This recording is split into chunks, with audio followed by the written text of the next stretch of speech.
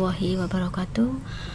Nah, kita kembali dengan mata pelajaran bahasa Indonesia tentunya bersama Ibu Ana ya. Kita akan melanjutkan ke materi selanjutnya, yaitu menelaah struktur surat pribadi dan surat dinas. Nah, kemarin kita telah mempelajari bagaimana cara menyimpulkan isi surat pribadi dan surat dinas, dan hari ini kita akan mempelajari struktur surat dinas. Yang pertama yaitu untuk struktur surat pribadi. Nah, bisa kalian lihat dalam struktur surat pribadi terdapat tempat dan tanggal surat, alamat surat, salam pembuka, paragraf pembuka, isi surat, penutup surat, salam penutup, nama dan tanda tangan. Dalam menelaah struktur surat pribadi, yang pertama tempat dan tanggal surat ini merupakan nama dan tanggal pembuatan surat. Kemudian yang kedua dari alamat surat yang berisi alamat yang dituju untuk dikirimkan surat tersebut. Selanjutnya yang ketiga adalah salam pembuka. Ini biasanya lebih santai atau tidak formal, bisa berbentuk salam kangen, salam rindu, atau juga assalamualaikum.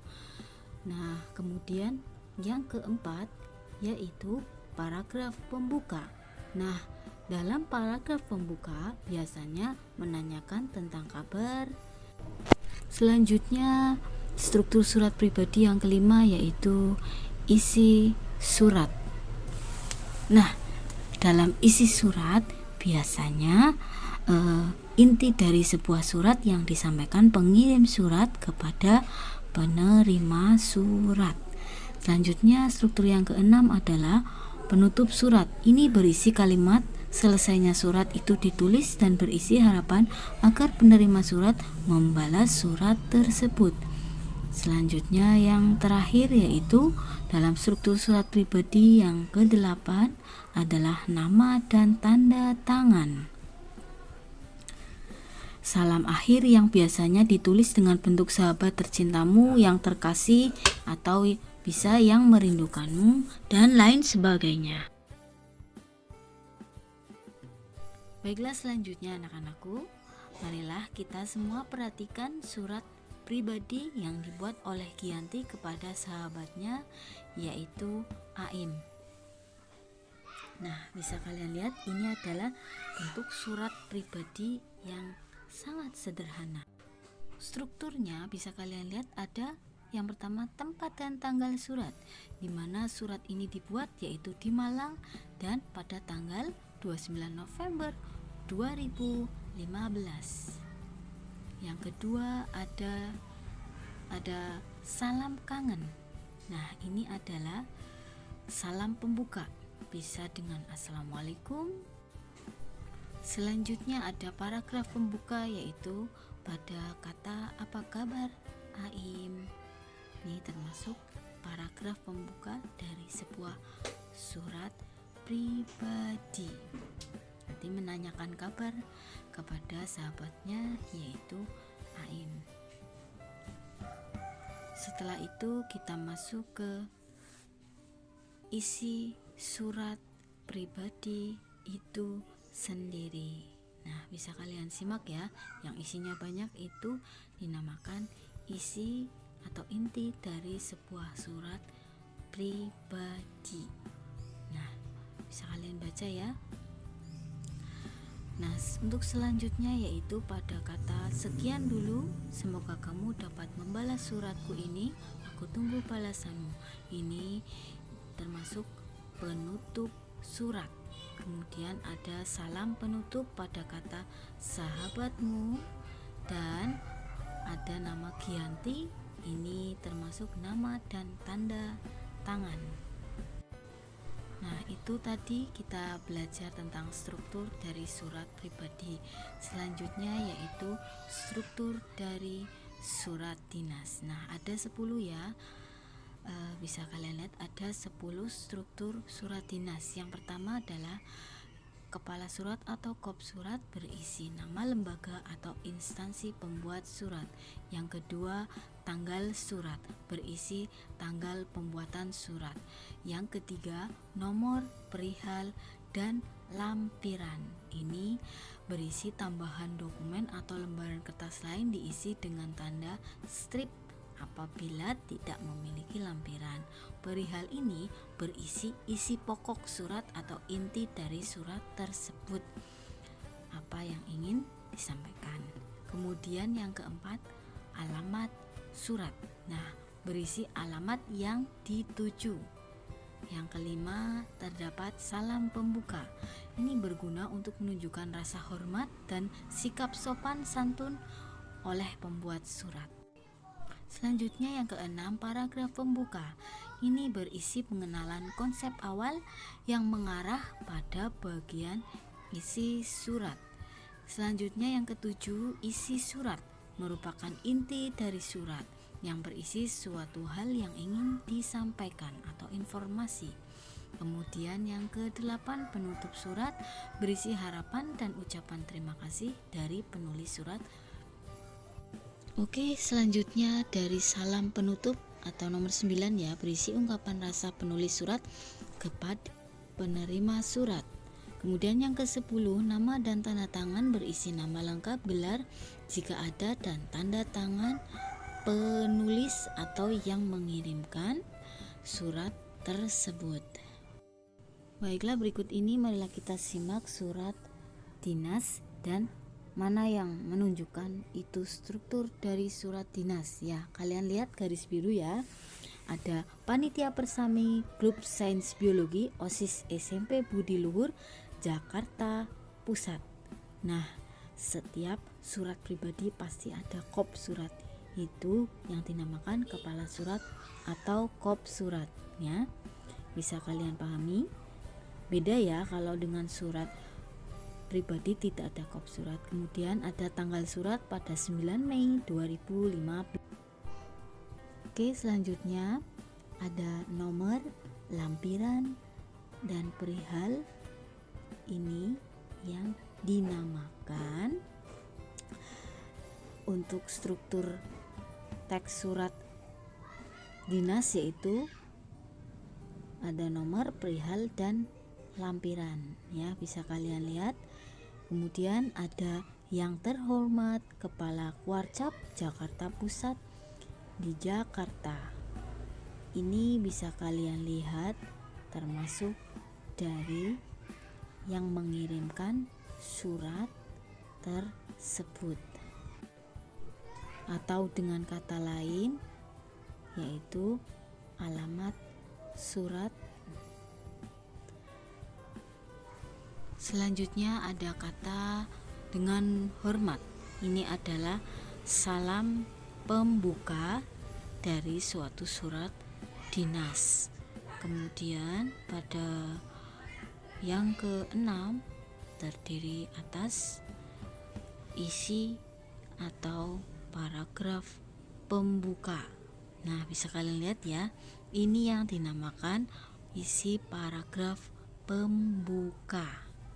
Selanjutnya nomor 7 untuk paragraf kedua, yaitu isi surat atau inti surat dinas tersebut ya. Kemudian ada penutup surat pada akhir paragraf. Atas perhatian dan dikabulkan permohonan ini kami ucapkan banyak terima kasih. Nah, ini dinamakan penutup surat ya. Kemudian ada mengetahui kepala sekolah, hormat kami, ketua panitia. Ini dinamakan struktur yang ke-9, yaitu salam penutup. Kemudian yang terakhir, nama dan tanda tangan ya. Pasti ada dibubuhkan dengan tanda tangan dan nama, kalau ada dengan sandangnya ya, atau titlenya. Nah, setelah kita mempelajari bagaimana menelaah struktur teks surat pribadi dan surat dinas, kita akan bagaimana sih cara membandingkan unsur surat pribadi dan surat dinas ya. Bisa kalian cermati yang penjelasan dari ibu tadi, pasti ada banyak perbedaannya ya. bisa kalian lihat ya, dari unsur yang pertama ada kepala surat atau kop surat pada surat pribadi dan surat dinas. Surat pribadi tidak ada dan surat dinas ada. Yang kedua, tanggal surat untuk surat pribadi ada, surat dinas ada. Yang ketiga, nomor surat untuk surat pribadi tidak ada, untuk surat dinas ada. Yang keempat, lampiran surat pribadi tidak ada dan surat dinas ada. Perihal pun tidak ada untuk surat pribadi dan surat dinas ada. Alamat surat, salam pembuka, pembuka surat, isi surat, penutup surat, salam penutup, nama dan tanda tangan itu semuanya ada pada surat pribadi dan surat dinas. Berarti ada pembedanya ya. Berarti untuk surat pribadi dan surat dinas itu perbedaannya pada kepala surat, nomor surat, lampiran, dan perihal. Itu untuk surat pribadi tidak ada. Namun untuk surat pribadi ada tentunya. Nah, sekarang kita lanjutkan ketiga, menelaah pasangan unsur dan alasan penulisan. Nah, bisa kalian lihat ya, memasangkan unsur dan alasan penulisan surat pribadi dan surat dinas. Nah, unsur surat pada tempat dan tanggal surat ini alasannya agar pembaca tahu di mana dan kapan penulis menulis surat. Untuk salam pembuka alasannya menyapa pembaca surat. Kalimat pembuka paragraf sebagai pengantar isi surat yang mengajak pembaca untuk memperhatikan pokok surat.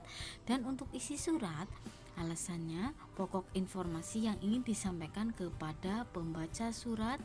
Dan salam penutup ini pastinya untuk menutup pembicaraan dalam surat. Nah, yang terakhir ada nama dan tanda tangan supaya sang pembaca mengetahui siapa penulisnya, dan jangan lupa dibubuhkan tanda tangan. Nah, bisa kalian pahami ya, memasangkan unsur dan alasan penulisan surat pribadi dan surat dinas sebenarnya sama, yaitu akan menyampaikan informasi. Nah, yang keempat adalah bagaimana cara menelaah bahasa surat pribadi dan surat dinas. Tentunya dalam penggunaan bahasa ada perbedaannya. Pada surat pribadi, pilihan kata sapaan bersifat pribadi. Bahasa surat pribadi tidak formal tetapi santun. Pilihan ragam bahasa tergantung siapa sih penerima surat, dan menggunakan sapaan seperti orang sedang berdialog atau bercakap-cakap, dan menggunakan kata ganti orang pertama untuk pengirim dan kata ganti orang kedua untuk penerima. Maksudnya yaitu aku dan kamu, atau dengan nama panggilan, misalnya dengan sahabat atau ibu, bapak, keluarga, dan lain sebagainya. Dan untuk surat dinas, pilihan kata sapaannya bersifat formal atau resmi, dan bahasa yang digunakan berupa ragam baku. Nah, tentunya berbeda ya penggunaan bahasanya antara surat pribadi dan surat dinas. Nah, kita akan mengetahui bagaimana menelaah kesalahan dalam penulisan surat. Nah, bisa kalian lihat ya, ini kesalahan dalam penulisan surat. Nah, untuk kalian supaya lebih jelas, bisa dibuka buku paket halaman 264 hingga 285 bagaimana menelaah kesalahan dalam penulisan surat, baik surat pribadi dan surat dinas. Ada dihubungkan pada salah kesalahannya pada alasan dan perbaikan. Itu contoh menelaah kesalahan dalam penulisan surat. Bisa kalian lihat ya, tadi yang Ibu sudah beritahukan pada halaman 264 hingga 265 kalian bisa memahami mana yang salah ketika penulisan surat pribadi maupun surat dinas. Nah, sekian dulu pembelajaran hari ini. Terima kasih sudah menonton. Sampai bertemu di video selanjutnya ya. Semoga bermanfaat. Untuk pertemuan selanjutnya kita akan belajar bagaimana cara membuat surat dinas dan surat pribadi. Nah, Ibu akhiri dulu. Kurang lebihnya mohon maaf. Assalamualaikum warahmatullahi wabarakatuh.